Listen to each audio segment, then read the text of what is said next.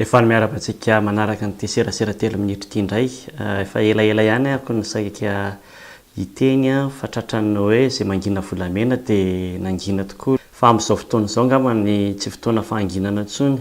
Eny e, resaka raharaham-pirenena, mbola resaka politika kely ihany fa tsy resaka politika rery fotsiny.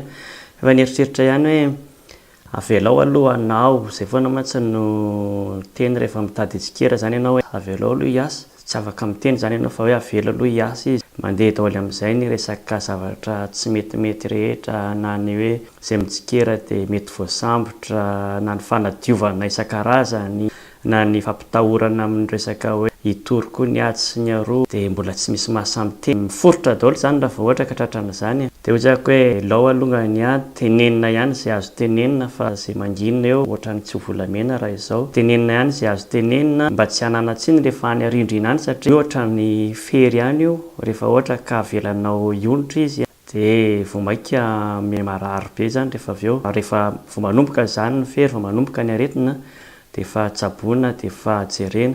Izay zany tena antony mampatonga hoe alao indray mbola miteny indray aloha.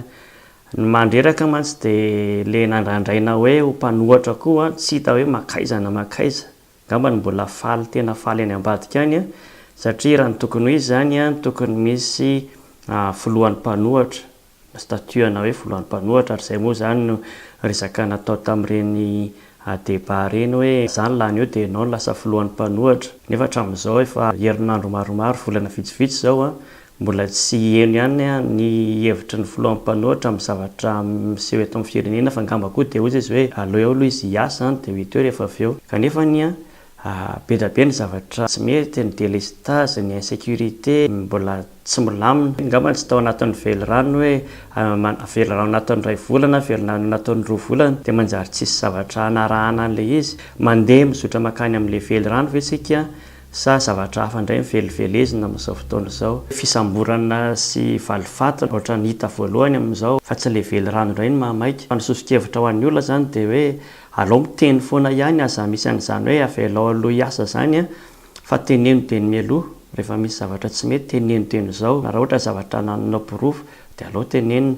Na zavatra tsy ananao pirofo mazava tsara kanefa hitanao kosa fa ohatra ny misy zavatra tsy milamina dia teneno ihany, fa avy eo ny sasany mety hitondra ny pirofo bebe kokoa.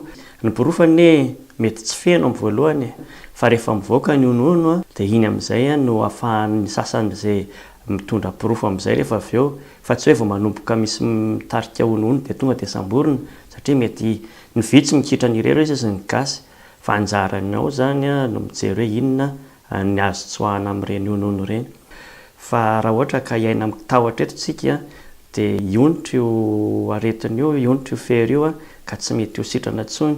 Fa ary ny ao amin'ny fitondrana tokony mahatsapa an'izany hoe ilaina ny mitsikera ahafahany mijery ny zavatra mety ho azo ahitsy. Ny zavatra tokony atao zany dia hoe mila miteny, mila mitsikera, fa izay mangina vola baoritra. Misaotra antsika rehetra, veloma tompoko.